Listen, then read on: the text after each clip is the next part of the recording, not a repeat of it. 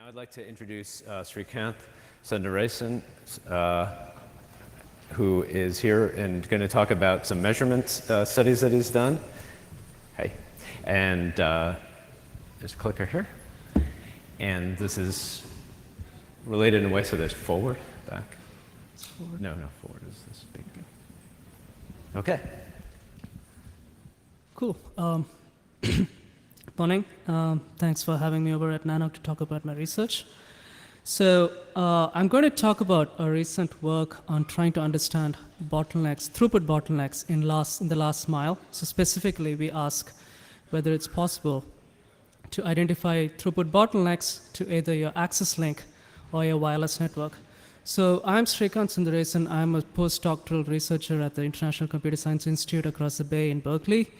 And this is joint work with Nick Feemster at Princeton and Renata Teixeira at INRIA.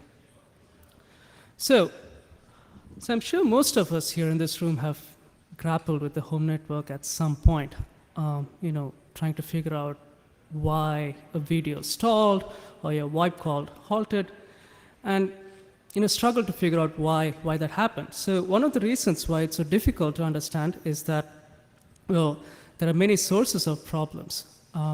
In the last mile, you could have congestion in your ISP, you could have wireless issues, you could have end client issues, poor OS or bad hardware, or even beyond the last mile, you could have peering issues in your ISP between ISPs, and also server-side issues, poorly designed application, whatnot. We focus on the last mile in this work, and we ask, so how can we determine whether there is a bottleneck in the last mile? And if there is, whether it's the home wireless network or the access link that's causing the problem. You can think of multiple ways in which you can try to approach this problem. You could think about instrumenting end hosts, your servers, if you're an application provider, or clients inside the home network. But the problem there is that end hosts generally don't have sufficient visibility into the end-to-end path. So you don't have a global view, and although you can sort of identify the presence of a bottleneck, it's very difficult to identify the location because it's kind of difficult to infer properties of the network beyond a single hop or two. For example, even if you're on your laptop, you can't see traffic that goes to other devices inside your home network, or if you're an application provider, it's difficult to know what's going on beyond your immediate network. So the gateway conveniently sits right between the two networks that we're interested in, the access link and the wireless link, and it has visibility into both these networks.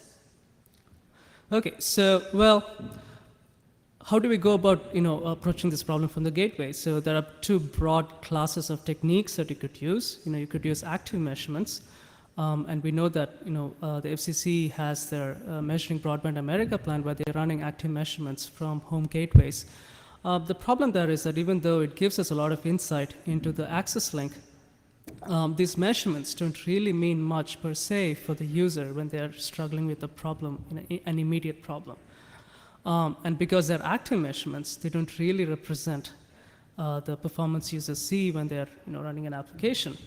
And another problem is that most of us use the wireless network, and wireless conditions vary a lot. Even across a few seconds, you could have so much variation in the wireless network that an active measurement doesn't really give you much, even if you can run an active measurement on the wireless network. So we really need to be measuring passively so that any inference that we make actually represents user traffic and also end-to-end traffic. So, what metrics can we use from the gateway that can help us answer this question? So we use a very simple intuition based on how bottleneck buffers work. Well, the intuition is that packets get buffered at the bottleneck link. Well, here's a simple illustration of how a bottleneck link works. You have packets coming in from a non-bottleneck link at a rate faster than the bottleneck link can handle. And so the packets build up at the head of the bottleneck link. And there's another thing that happens in that the bottleneck link actually shapes traffic it gets more packets than it can handle, but it handles these packets at a very specific rate, which is its capacity. So there are two interesting things you can get out of this, depending on where you're observing the traffic from. Assuming that you're downstream of the bottleneck link, well, in our case, you're at the home and the bottleneck link is the ISP's access link. So you see the packets that are shaped steadily. You see the shaped packets, and you actually see them in the form of steady packet arrivals. Supposing the bottleneck link were at the wireless network, that means that your vantage point has shifted, even though you're at the same point, the home wireless gateway. You're now at the head of the bottleneck link, and you can actually see the buffer building up, and you can actually see an increase in latency because of the buffer building up. So we actually use these two intuitions in order to make a detection. Let's go a little bit deeper into both of these. So here's an experiment under very controlled settings that actually shows the case where the access link is not the bottleneck. It's the wireless that's the bottleneck. So the x-axis shows time, and the y-axis shows instantaneous throughput at 10 millisecond intervals.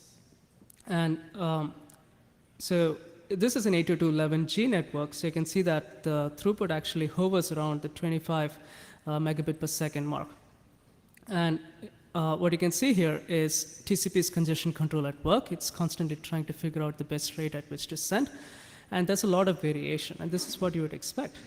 Now, if you flip the network so that the access link is the bottleneck, and we can do that because we control it, change it to, say, 3 megabit per second and have the observation point the same, we see something entirely different. We see the shaped packets, and we see very little variation in the instantaneous throughput, right? That's because the bottleneck link has completely smoothed away any evidence of TCP's congestion control. And how do we, these are very two distinct properties, but, and we can actually measure these by looking at the coefficient of variation of packet interarrival times. The coefficient of variation is simply the standard deviation normalized by the mean. So in the first case, the CV parameter is about 0.88 in this example. And in the second case, it's about 0.05. So it's distinct enough that we can use this in order to detect whether a packet has passed, whether a flow has passed through a bottleneck link or not. So basically, the packets that arrive after a bottleneck link have really low coefficient of variation of packet interarrival times. Let's look at the second intuition. Here's a similar set of experiments, but over a much larger run, a few dozen runs. So here I'm showing on the x-axis achieved throughput over a similar network, and on the y-axis I'm showing the RTT over TCP, but between the gateway and the client inside the wireless network. So this is not the end-to-end RTT. Because we observe traffic at the gateway, we can actually split the RTT between the gateway and the client, and the gateway and the server. So this is the RTT inside the LAN network. So what we see here is what you would expect, that the TCP RTT, the average TCP RTT is about 5 milliseconds. It's slightly higher than you might normally expect. You would expect about 1 millisecond, but still within reason. But if you flip it and make the wireless the bottleneck, so basically remove the access link bottleneck, the picture changes again. So you see a very distinct property. The wireless RTT, the RTT over wireless has changed, has increased to about 25 to 30 milliseconds. So this is because of buffering inside the wireless gateway. And so again, we can use this very distinct property, the LAN RTT, in order to detect whether the wireless has bottlenecked the end-to-end flow or not. So we put these two properties together in order to build a very simple threshold-based algorithm that runs on the gateway. So we first collect packet traces, and we check to see if we have enough packets to even start making a decision. If there are not enough packets, there's no point in running this algorithm, so we just say, hey, there's not enough demand. If there are enough packets, then we compute the coefficient of variation of packet interarrival times, and then we check to see if it's if it falls below a threshold. If it does, then, well, the access link is the bottleneck. And if it doesn't, no, the access link is not the bottleneck, so we check to see what the LAN RTT is. And if it exceeds a threshold, then we say that the wireless link is the bottleneck. And if it doesn't, then we say that there is no last mile bottleneck. This is important because, well, you could have a sufficient flow rate, but you need not have a bottleneck in the last mile, and it happened due to multiple reasons. The end-to-end path could be too large, or there could be packet loss that TCP never really scales up to the rate of the bottleneck link, or the application demand doesn't really need TCP to scale up, or it could be too short. So there could be multiple reasons why there is no last mile bottleneck, even though there is traffic. So this is our technique. It's very simple. It's threshold based, and it actually can run. It's lightweight enough to run on a home gateway.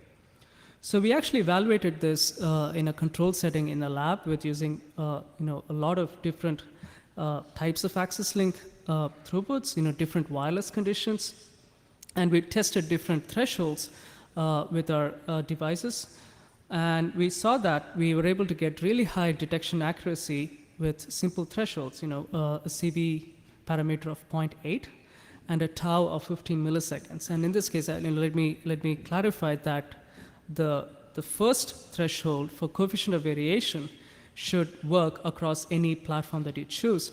But for the tau parameter, for the LAN RTT, it really depends on the hardware that you're using.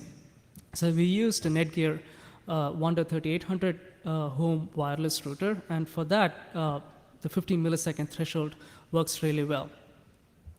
So we actually built a prototype system. It collects PCAPs on the device. It doesn't look into the payload at all. We don't care. We only look at the TCP IP headers, and even then, we don't really care, what the actual addresses are. We just care about individual flows. So we completely anonymize all of these on the device using a per device per run salt. And these gateways are really resource constrained. They only have a few megs of available storage and not a big CPU. So we only run this periodically for about 10 seconds at a time, or about 10,000 packets. And we also collect some meta information, like the number of devices using the wireless network, again anonymized, the wireless configuration, and so on and so forth. So we collect this data about 3 times an hour, and we do offline analysis of bottlenecks. So we actually deployed this in 2 different deployments. So the first pilot deployment was done on the Project Bismarck deployment, where we used the Netgear Wonder 3800 mostly device, a reasonable CPU, and a reasonable amount of storage to work with. And we deployed this in about 64 homes worldwide for about a period of 1 month. And more recently, we deployed this in the FCC SAMNO's MBA deployment, where they have a slightly weaker device, an older Netgear with a less powerful CPU and less storage, but we got way more footprint. We got about 2,600 homes in the US across 2 days. So let's look at some results. How frequent are throughput bottlenecks in the last mile? Well, this is a graph that shows, that splits the users that we had, the 2,600 users that we had, into bins according to the measured last mile downstream throughput. And this measurement, like I said earlier, is conducted independently by the FCC program. So what we see here is that, it's pretty consistent across different throughput bins. Users typically see about 40 to 55% of the time, they see a significant throughput bottleneck. And it doesn't really change whether they have a really low access link throughput, although it's slightly higher for users in the less than 10 megabit per second range. And we don't really have too many users in the 70 to 80 bins, so we don't have any data for that. But it's pretty consistent between about 40 to 55%. Well, this conflates both the access link and the wireless link bottlenecks. So if you split them out, then we start seeing more interesting results. So this graph shows, when we detect a throughput bottleneck, we actually check to see whether it's an access link or a wireless bottleneck. And we see here that when users have throughput less than 10 megabits per second, access link bottlenecks dominate about 70-30 in terms of percentages. And that's not super surprising. You would assume that, you'd expect that when throughput is less, they're more likely to be bottlenecked by their access link rather than the wireless link. However, interestingly, as soon as throughput increases above about 20 megabits per second, users don't really get bottlenecked by their access link. It's more the wireless link that starts bottlenecking them. And it really dominates about 80-20 as soon as you exceed 20 megabits per second, which is surprising because most of these devices run 8211N, and you'd expect that it supports at least 60-70 megabits per second as it's supposed to, right? I mean, it says 300, but over TCP, and if you assume all the problems that wireless networks come with, you'd get at least 50 to 60, not as low as 20 to 30. I mean, that's what you'd expect in an 802.11g network. So this is really surprising that we talk about the need to have faster broadband speeds, but users are having poor wireless networks in their homes. So one of the potential reasons why this could be the case is 2.4 gigahertz. We couldn't really validate this in the FCC deployment, but we were able to validate this in the pilot Bismarck deployment where we had both 2.4 and a 5 gigahertz radio on the same device. And we saw that devices that used 5 gigahertz consistently got higher throughput than devices that use 2.4 gigahertz. When we looked into the wireless frames, we also saw that the 5 gigahertz channel has consistently higher bit rates and also lower retransmission rates. And there could be multiple reasons why this could be the case. 2.4 gigahertz is typically more congested. It's also affected by non-802.11 devices like baby monitors or cordless phones.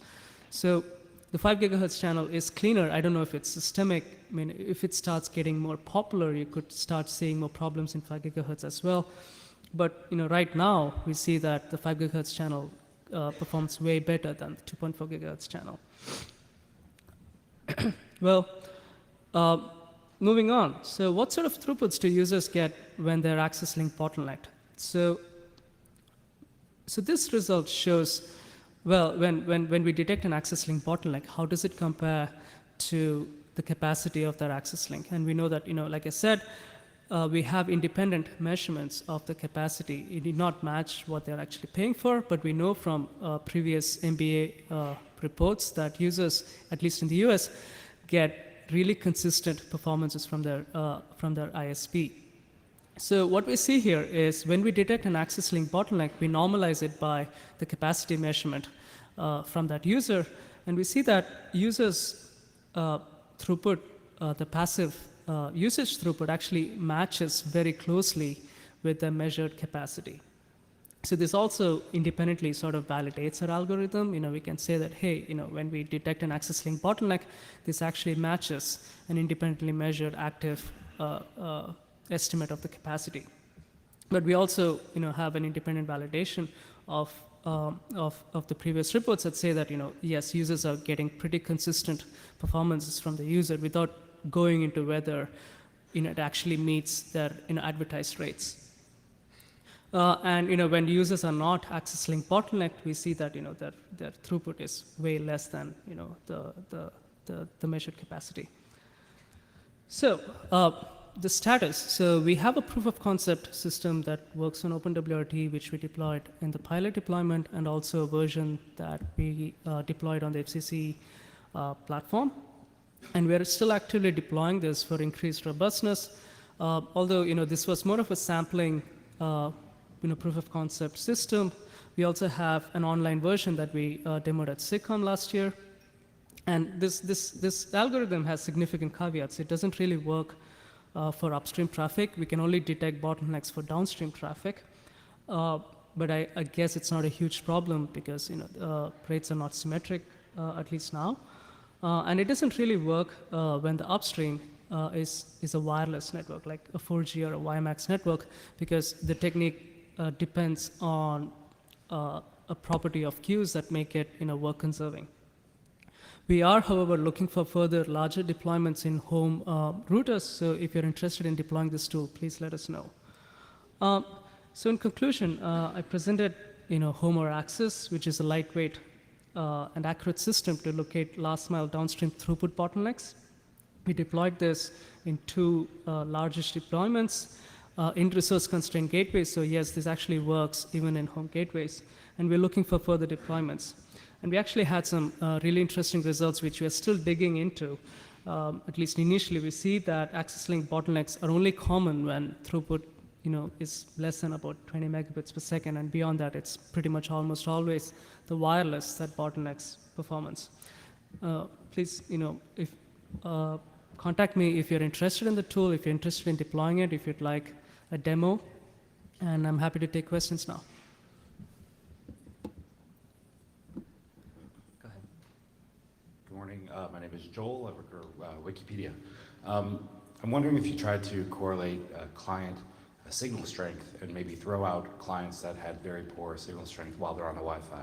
Everybody roams out of their good Wi-Fi range, and obviously you'll have a lot less performance in that condition.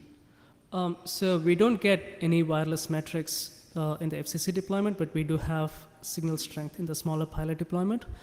Well, you could deal with it 2 ways. Yes, you could throw out users that have low signal strength, but the fact that they're trying to use the network when they have low signal strength means that they're trying to get something out of it, right? So we should be able to see that they are being bottlenecked by the wireless, and the users may not know that they have low signal strength. I guess my point was that you're going to have, at least my house, I have a lot of different devices, and they're all connected and have very variable quality of signal strength. Hello, my name is John Brzezowski from Comcast. So it seems like you've got a pretty good way to determine if you've got media issues in the home from client to a router and then from the router to the network. So I'll kind of defer my question maybe for later on that front. Question I have for you is, do you factor in V4 versus V6 into your methodology, and do you factor in the presence of a carrier grade NAT inside of your network as well, or as part of this methodology? So our technique shouldn't be affected by either of those, because we really depend on TCP and the way TCP works in order to make the decision, and that should be independent of either of those. Okay, thanks.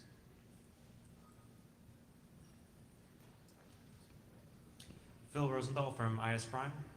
I'm curious if you, so you had it in, I guess, a number of different ISPs, and but with only a limited number of Wi-Fi access points.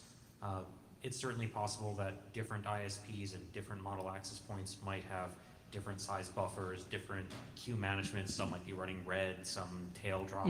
Have you considered how that falls into your methodology? So we tested it on not too many access points. We only tested it on the access points that we had a chance of deploying on. So yes, you're right. We need to calibrate this whenever we have a different deployment. One half of the algorithm needs to be recalibrated, which is the latency threshold that we use to say that the wireless is a bottleneck. And it is entirely possible that depending on the queuing technique that you use inside the wireless access point, the results may vary, your mileage may vary. I mean, if it's a very efficient queuing algorithm, it's possible that there's overlap between the medium access time and the queuing delays, and that might start confounding us. But as long as, for the other half, detecting an access link bottleneck, it should be really independent of that, because as long as the queue is work conserving, it should give us this neat little distinction between a bottleneck link and a non-bottleneck link. Thank you. Hey, I'm Akhil Karamalkar from Microsoft.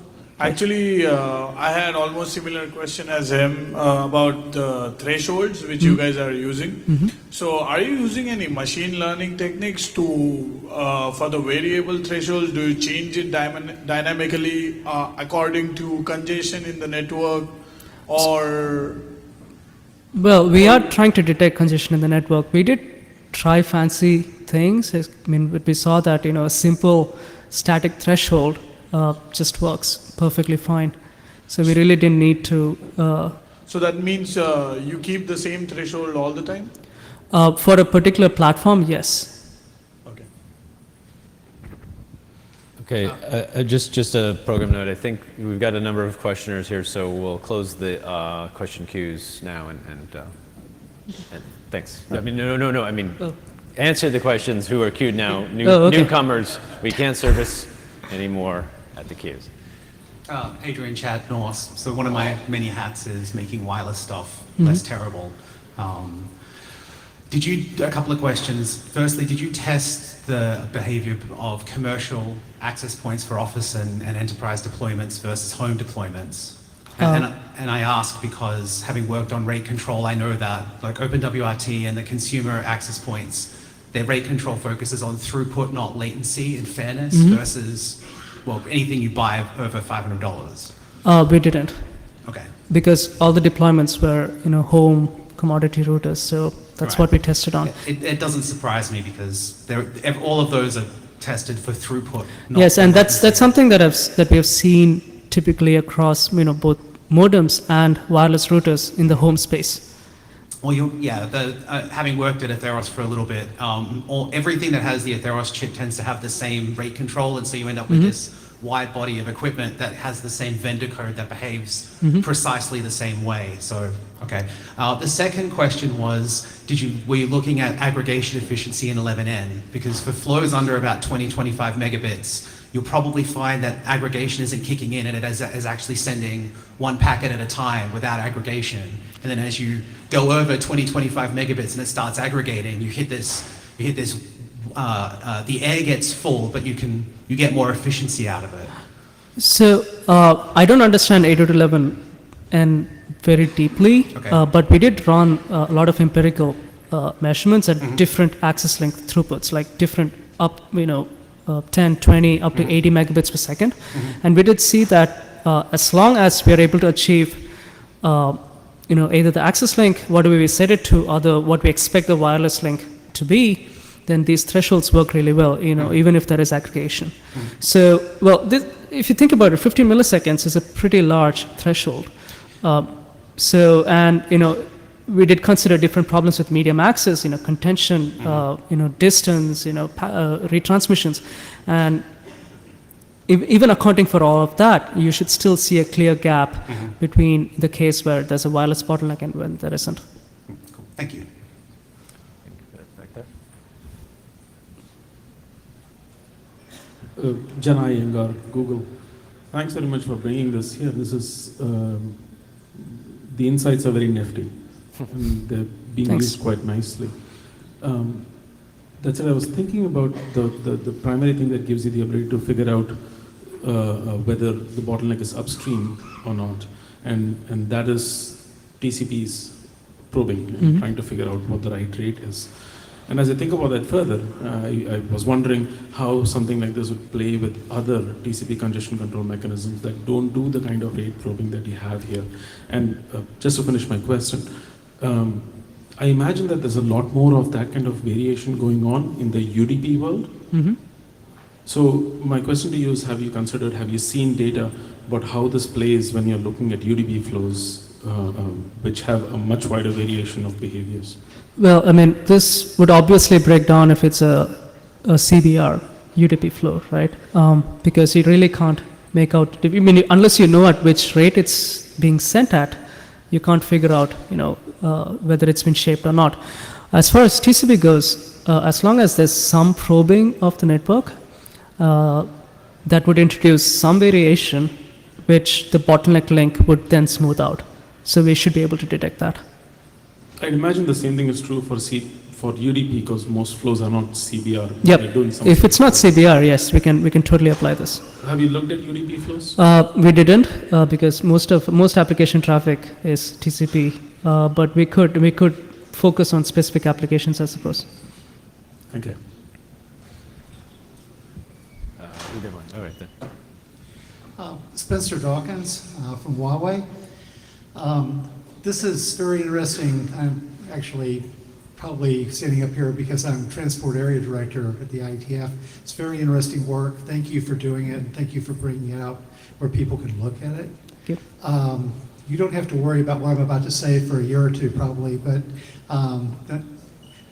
the work that people are doing to reduce buffer bloat, and especially work that we're trying to do with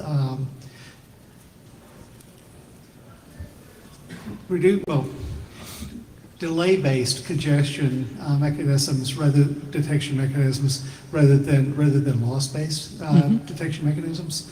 That may have some interesting interactions as you continue this work. That'd be really interested in seeing how that shakes out. But again, thank you for doing it. Well, it's an interesting point because it's something that I've been considering, because if you think about it, what the wireless part of it actually depends on is an excessive, maybe, buffer, right? So if you fix that, then the question is whether the increase in latency that you see with medium access or contention, that sort of thing starts infringing on a bottleneck, a purely bottlenecked wireless link. The answer is I don't know. But yes, that is definitely something to consider. I mean, it raises, the earlier point that someone else said, it's optimized for throughput rather than latency, right? So once you remove that optimization, all bets are off. But, we started this work thinking about different metrics, like, trying to correlate the bit rate, retransmission rate, and that sort of thing. So maybe, those sort of metrics would start becoming more interesting. Thank you. Thank you. And last one. Yes. Given your research on wireless bottlenecks, what role, if any, do you see as femtocell and related technologies for mitigating wireless bottlenecks? Well, femtocells basically make it's for improving your cellular connectivity, right? It should be independent of bottlenecks inside your home. There's still that one hop inside the home that femtocell doesn't really solve, right? Okay. So, unless I'm misunderstanding your question. Well, I think you've answered it. Okay. All right. Okay. Thanks very much. Thank you.